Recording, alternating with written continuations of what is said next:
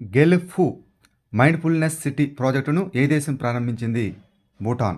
ఇటీవల world billiards title ఎవరు గెలుచుకున్నారు? పంకజ్ అద్వానీ.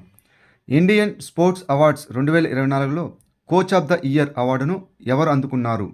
సుమా Shirur. Pantsir air defence system కోసం భారతదేశం ఏ దేశంతో ఒప్పందం కుదుర్చుకుంది? రష్యాతో. ప్రపంచంలో అత్యంత స్థిరమైన అల్యూమినియం కంపెనీగా ఏ కంపెనీ ర్యాంక్ పొందింది? హిండల్కో. వార్తల్లో కనిపించిన స్కార్బరో షోల్ ఏ సముద్రంలో ఉంది? దక్షిణ చైనా సముద్రం. క్యూఎస్ ఆసియా యూనివర్సిటీ ర్యాంకింగ్స్ 2025లో భారతదేశంలోని అగ్రస్థానం నిలిచిన సంస్థ ఏది? ఐఐటి ఢిల్లీ. అంతరిక్ష వ్యాయామం అంతరిక్ష్ అభ్యాస్ 2024ను ఎక్కడ ప్రారంభించబడింది? న్యూఢిల్లీ.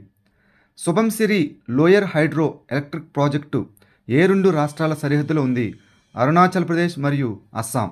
మధ్యప్రదేశ్ టూరిజం యొక్క ముఖంగా ఎవరిని ప్రకటించారు? పంకజ్ త్రిపాఠి. ఢిల్లీలో ప్రవాస భారతీయ దివస్ 2025 వెబ్సైటును ఎవరు ప్రారంభించారు? Doctor S Jayashankar. ఏ ఐఐటి పేటెంట్ పొందిన మెకానికల్ మోకాల్ పునరావాస పరికరాన్ని అభివృద్ధి చేసింది? ఐఐటి రోపర్. అమెజాన్ తన మొదటి అమెజాన్ ఫ్యూచర్ ఇంజనీర్ మేకర్ స్పేస్ని ఎక్కడ ప్రారంభించింది? బెంగళూరు. మొదటి అంతరిక్ష వ్యాయామం అయినటువంటి స్పేస్ ఎక్సర్సైజ్ 2024 ఎక్కడ నిర్వహించబడింది? న్యూఢిల్లీలో.